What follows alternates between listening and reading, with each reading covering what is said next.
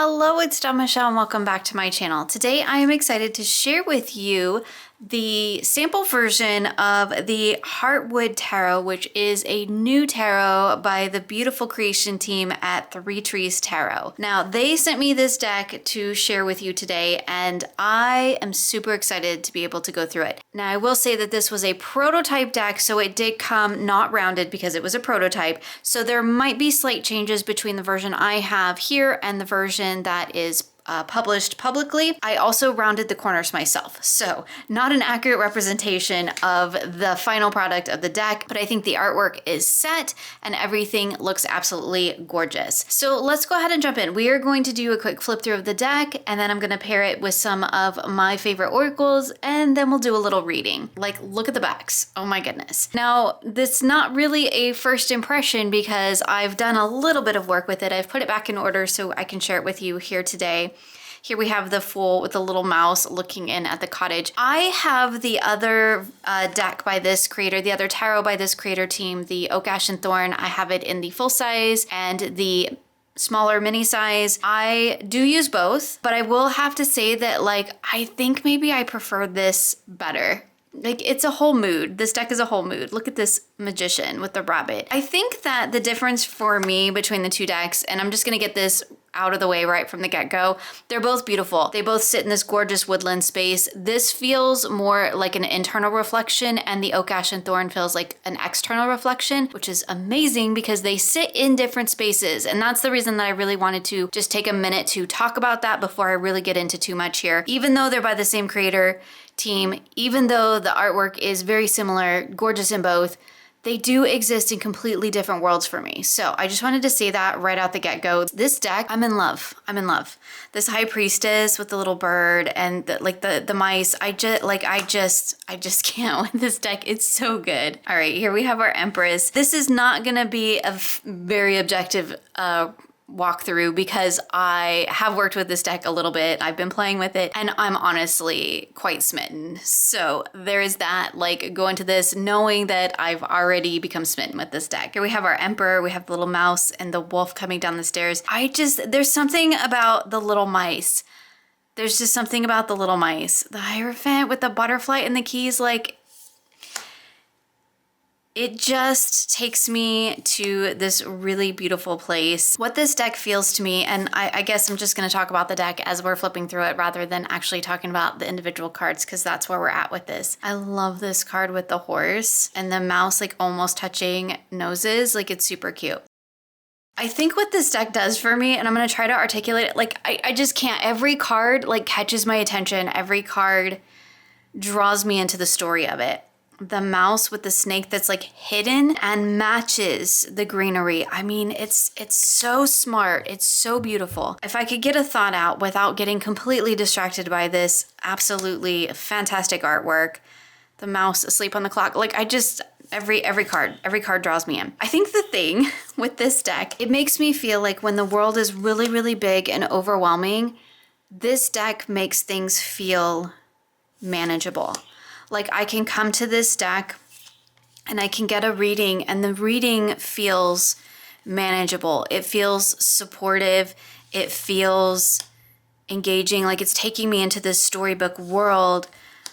But because we're like really focused in on these very small moments, it kind of makes those larger moments feel, in a weird way, less overwhelming, because I can kind of step away from the big moment, the big thing that's going on, and sink down into this little world, sink down into the current moment, like what's going on right here, right now. What do I have control over? There are some extra cards. Again, I'm into the weeds with this deck already. There are some extra cards.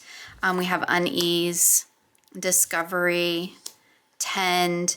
I don't have these in the deck when I'm reading with it, but I really love the fact that they've been included. This mouse with this home is like a little dollhouse. Like, it's so good. It's so good. Okay, so we went through all of the majors and the extra sort of oracle cards.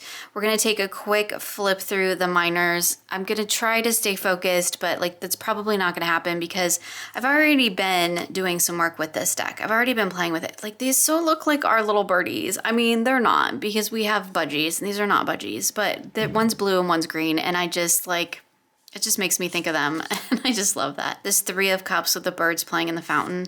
This is what I'm saying about this deck. It takes these big themes, these big ideas in the form of the tarot and in the form of these individual cards, and it just breaks it down into something very small and manageable.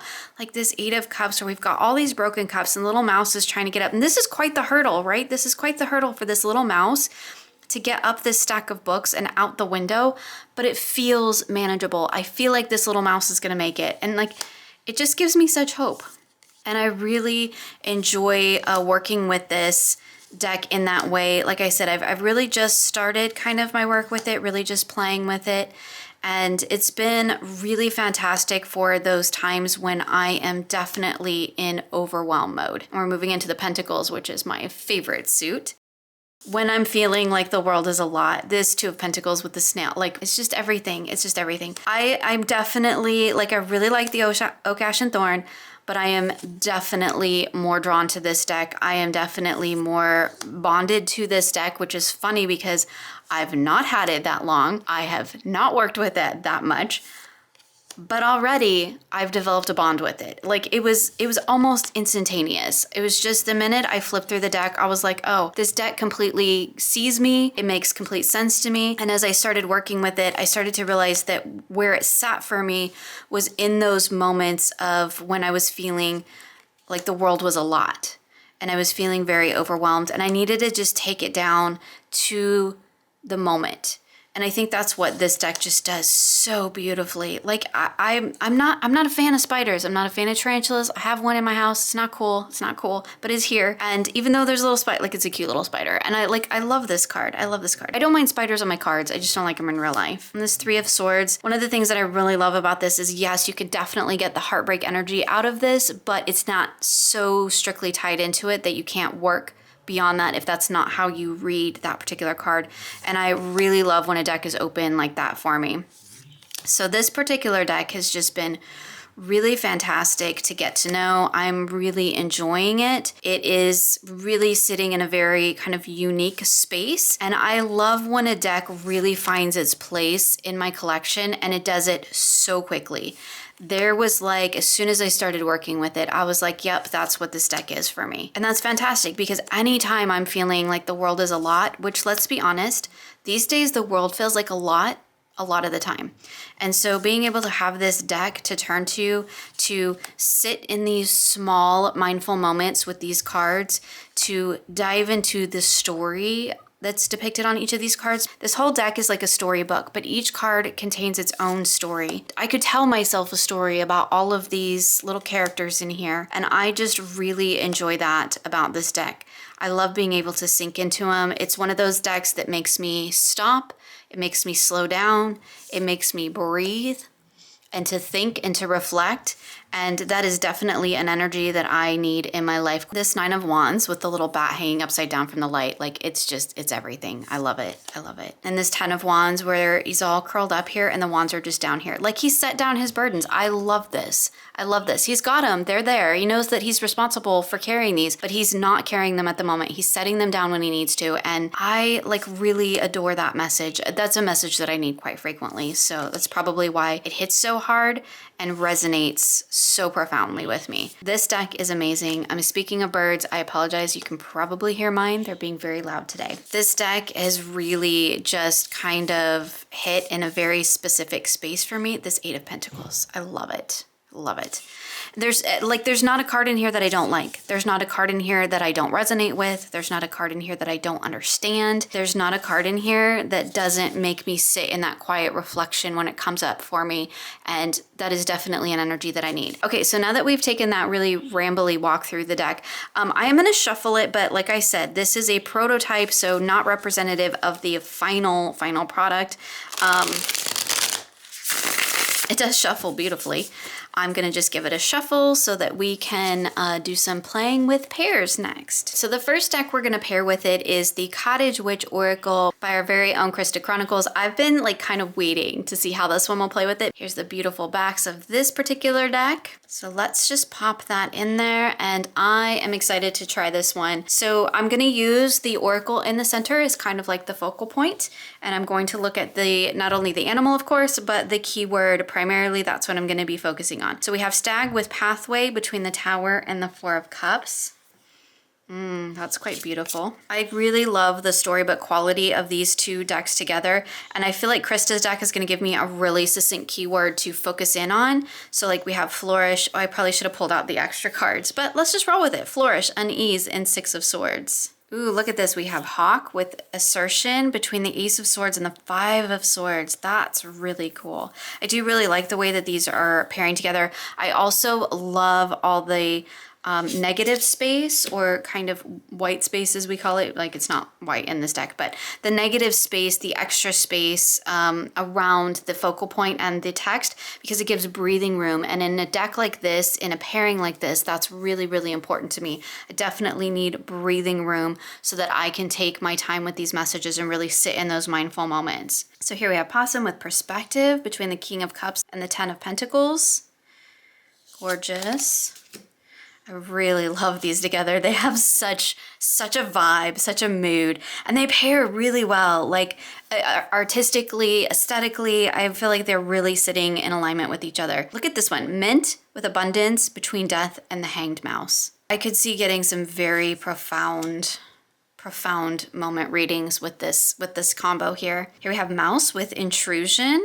Love the mouse card with this particular deck between the Ace of Wands and the Eight of Swords. We have Familiar with Bond. We have that between the Five of Cups and the Eight of Wands. And I love that because, like, no matter what you're facing, that bond that you have with those that you choose to share your life, like, that will see you through those hard times. Whether it's a familiar, a pet, a person, they will help you through those trying times. I think that's beautiful.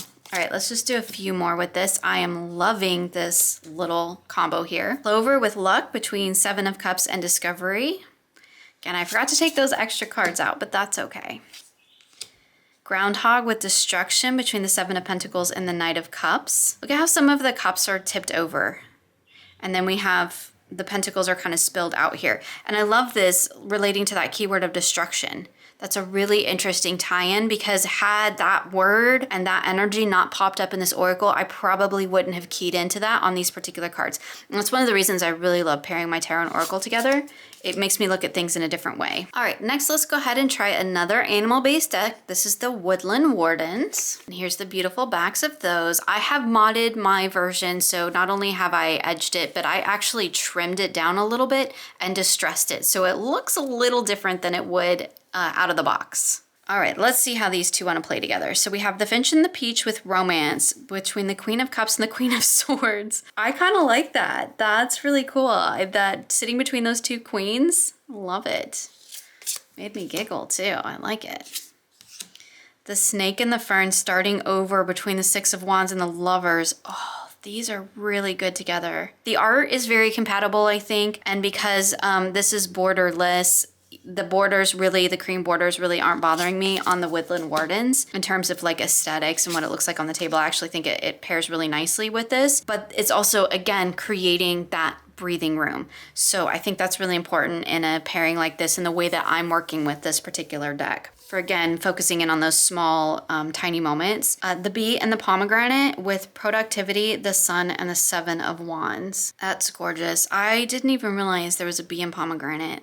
I need to pull that out. All right, so here we have the Eel and the Iris, Safety between the Page of Pentacles and Justice. I'm really liking the way these messages are coming together. I feel like these are really compatible, not only artistically, but really in the messaging and in the energy that I'm getting between the two of them. I think that they are speaking the same language here. So we have the Snail and the Huckleberry with Trust in the Invisible and the Lovers and the Star. Oh, that's beautiful.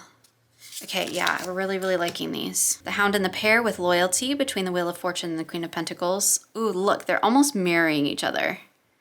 That's really cool. All right, we'll just flip through a couple of more of these because I do want to do a reading with some of these decks. I'll have to try to decide which one I want to use. Might be a hard decision to make. The Salamander and Black Pepper with Inspiration between the Page of Wands and the Ace of Pentacles. Oh, that's gorgeous. All that potential. Love it. So another deck I want to try pairing with it is the Green Witch's Oracle. Here's the beautiful backs on those. So I thought these might be an interesting little pairing together. Again, we have lots of negative space or white space that creates breathing room between our central focus point and our messaging. The color palette is a little bit brighter in the Green Witch's Oracle, which is interesting. It's not something I would have said about this particular deck paired with all the other decks that I use with it in my collection, but next to the Heartwood, it does feel a little bit brighter, although this color scheme works really well. One of the things that I really like about this particular deck is it has the keyword on the front with a couple of key phrases, so I can use this to tie in. So looking at seeds in terms of new ideas, hopes, and open-mindedness, and I have the Devil and the Four of Pentacles. That's really interesting. Like, this would speak to a block of that open-mindedness, and this might speak to this idea of maybe taking some time to cultivate those new ideas, to let those seeds bloom and to not try to rush forward. I think that's actually really cool. So we have Snow with Rest and Contemplation between the 10 of Cups and the 3 of Cups. Interesting with that cup energy and snow, right?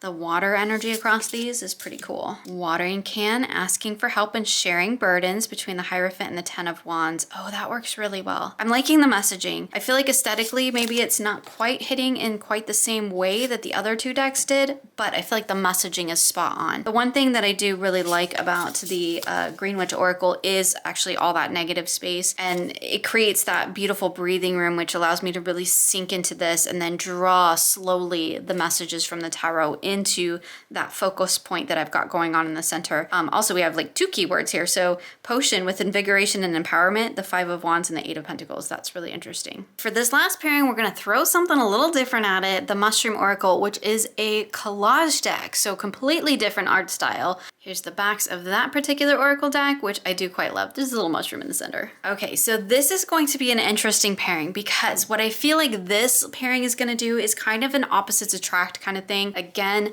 we've got the borders with the negative space, the white space around. We've got the sort of title and then 3 keywords. That's like my favorite. I love that combo on an Oracle deck. But what I'm thinking that is going to happen with these two decks together is that the Heartwood is going to give me sort of that storybook internal small moment that I need to be focusing on, and the Mushroom Oracle, because it uses collage and it's using some photography and art and it's kind of a mixed media deck, is kind of going to show me, I think, how I can pull that small mindful energy into the everyday world. So rather than trying to like pull away from it and go internal, now I'm kind of looking at it from a different perspective of how can I take these small mindful moments that do feel manageable and expand them outward into the real world, into the things that I'm currently doing, right? How can I hold that energy with me as I expand and as I move into external spaces? So this is kind of an interesting one for me because I'm looking at it,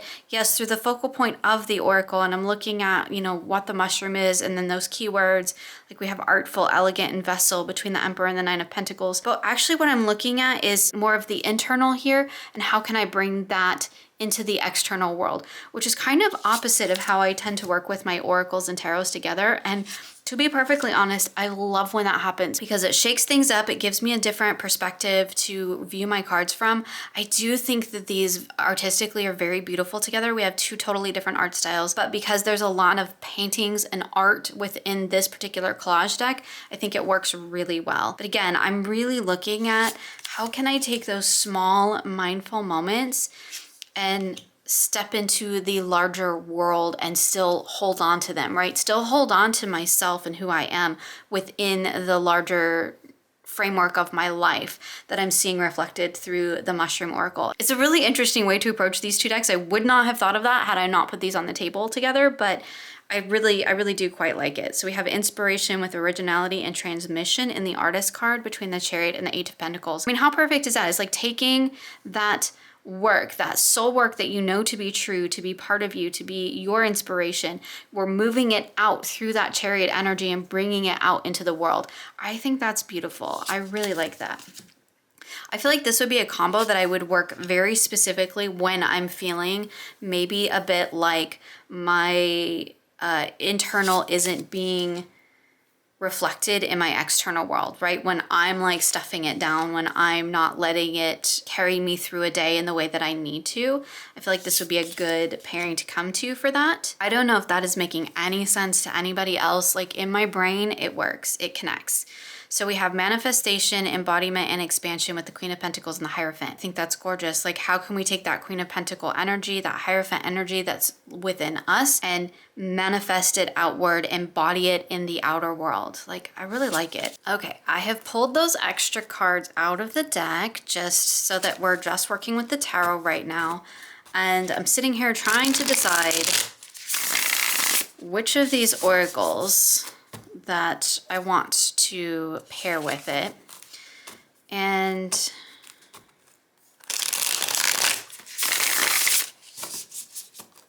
that's a really hard decision to make because I feel like several of them worked really well. But what I'm gonna do, so I wanna try a little something here. Gonna do a little one shot. Okay, so what I'm gonna do is I'm gonna take that Mushroom Oracle because it has the 3 keywords on it. And I'm gonna pull a card for that outer world, that outer moment that I was talking about.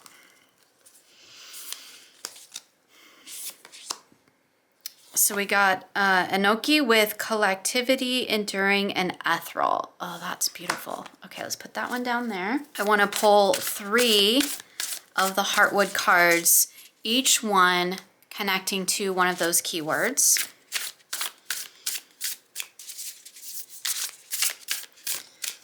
So we're gonna pull a card for collectivity. We got the Magician. Oh, that's beautiful. I really like that. Okay. And pull a card for enduring. Page of Pentacles. Pentacle energy is very enduring, right? Now that I'm here, there's another oracle. I think I'm gonna pull the other one in. We shall see. All right, and I'm gonna pull one for ethereal. 8 of Cups. Oh, like look how cool these are together. They're just beautiful. Okay, so we've got our collectivity with the Magician. I mean, I think that's really beautiful. It's taking all that collective energy and doing something with it, right? We've got all of our elements here coming together. We're gonna collect it all together. I'm going very literal with that, but it's working for me. And then we have enduring with the Page of Pentacles. The Pentacles are definitely a suit of endurance anyway. I do kind of love that this is like a cracked piggy bank. What this is telling me is that like this is relating back to work and keeping at it when you're not really sure that what you're doing is actually going to pay off. Kind of just have to have kind of some faith in that. And then we have ethereal with the 8 of Cups. I love this card with the little broken cups in the mouth. Like I talked about it in the walkthrough, the mouse trying to get up. This is an uphill battle, but here we have the moon, and that's what the mouse is trying to get to, right? Get to the window to see the moon, to connect with that ethereal energy, to connect with that larger sense of being. And I think that that's beautiful. Like to me, this very much speaks of like creative work and projects that I have going on, because like this is a personal reading. So if maybe it'll speak to something for you as well. But for me, that's where we're at. Most of my readings are sitting in that space these days because that is the huge focus of what I've got going on in my life. Now what I want to do is pull a woodland warden. Am I going to run out of space maybe? So we got the trout, the lily of the valley, and purification. I'm just going to move these up and I'm going to put that right there. Okay. So I'm kind of feeling like this is the energy that I need to pull. So I'm taking these on their own, and then I'm looking at the trout, lily of the valley with purification. And this is telling me that I kind of need to look at maybe revisiting some of my intentions to get more clear and focused about what it is that I'm doing in terms of this creative work and this energy. I want to pull in the Cottage Witch because I just feel like this oracle deck is going to give me a really great kind of succinct takeaway message. something that I can kind of take out of this reading with me. Okay. What are we taking out of this reading? Toad with shelter. Ooh, that's interesting. Okay, so what I'm taking away from that is that this is something that I'm gonna have to kind of ride out, right? This getting to this Eight of Cups energy, this shelter is something that I'm gonna have to kind of ride out this energy and work through it in order to move forward with that. I think that that's actually really cool. It ties in really well with what I have going on. But it's kind of reminding me that like sometimes I just have to sit in it, right? I have to be in it. I have to experience it fully, and then I can move through it. I think that's beautiful. I actually really love all these decks together. I think that was an amazing little reading. So this little deck, I mean, even the backs with the mouse and the key and the buttons, like this little deck, again, like I said at the beginning, really just encourages me to take my time, to be very mindful of the moment and what I've got going on and where I am right now. It's also a deck that I go to when I'm feeling very overwhelmed by the world, which honestly happens quite often, where there's just so much going on and the world feels very, very big, and it sometimes feels very, very lonely, and you just like can't see your way forward. And this deck, I love this card so much. This deck just really takes that energy and kind of like brings it back down and is kind of like, okay, but this is what you have control over, right? You can't control the rest of the world. You can't control what other people do, but what you can control is how you react to that, right? How you engage with it, how you honor your own sense of self and your own inner being. And something about these little mice and these little birds just really speak to that idea of inner self, and not in a bad way, because they are very small little creatures. And that is not to mean that we should in any way, shape, or form make ourselves feel small. This deck does the exact opposite, which is really interesting to me. We have these teeny tiny little creatures that should feel very small and alone in this world, but they don't. They feel like they are taking this world on one step at a time, and there is just so much hope in this deck. There is so much acceptance in this deck for like, this is where I am, this is what I'm feeling, doing, being, experiencing right now, and that's okay, that's valid. And I love really taking that moment to sit with that smallness of a moment, right? Because if we're looking at the overarching theme of life and tarot and all of that, it's all very, very big. It's all very big picture things. It's very big energy. It's very expansive. And we love that about tarot. But sometimes being able to break it down and to take it to just this small moment, this little slice of right now, is exactly what I need, because I get very overwhelmed by things. And this is a great deck for when my anxiety starts getting too high and I need to just take a moment. I work with mindful moment decks a lot because I do have high anxiety and it's something that I struggle with. And I absolutely use the Oak, Ash, and Thorn in that same way. This deck feels even more personal. This deck feels even more connected to my inner landscape. I would be really curious to do a reading with those two decks together, representing the inner and outer landscape. Am I gonna do it? Yeah, I'm gonna do it. Just, okay, bear with me. I'm gonna grab my other deck and we're just gonna do it. We're not gonna do a comparison. I'm gonna actually do a reading, because that whole inner outer landscape really is just something that's sitting very profoundly with me right this 5 minutes. So I want to explore it and we're just going to do it together. I'm going to go ahead and give both of these decks a shuffle, actually. Oak, Ash, and Thorn is by the same creator team, and it is gorgeous. And I love this Wheel of Fortune. Like, I love it. I really, really do. It's a fantastic deck. The Heartwood is really, I don't know, it just might be really where it's at for me, but I do love this deck too. We're going to give it a shuffle. Go ahead and we are going to just pull 3 cards and I'm going to lay them face down. I mean, am I half tempted to grab some dice? I am, but we're not going to go down that particular rabbit hole with this whole video because this is not the focus of this video. All right.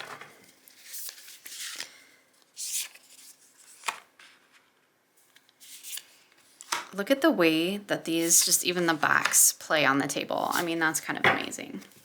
Okay, I just want to do that for fun. We're gonna do what I'm consciously aware of in the center, and we're gonna do what's sitting in the unconscious and what's sitting in the superconscious. That's how we're gonna read these. And I'm gonna use the Oak, Ash, and Thorn to represent the external and the Heartwood to represent the internal. I wanna start here. Because I want to start with what I consciously know, like what's available to me, what do I know? So we have the Knight of Swords for the internal. So again, I'm using the Heartwood for the internal, and I'm using the Oak, Ash, and Thorn for the external, and we have Temperance. So externally, what I know is Temperance, what I'm aware of, that's the energy I'm aware of is Temperance. And internally, I'm in this Knight of Swords, which actually feels incredibly fitting for me. This whole line feels very, very fitting for me. Okay, so now let's move to what's in the subconscious realm. So what I'm not consciously aware of right now or haven't brought into consciousness. And we're gonna start with Oak, Ash, and Thorn for the external, and we have the High Priestess.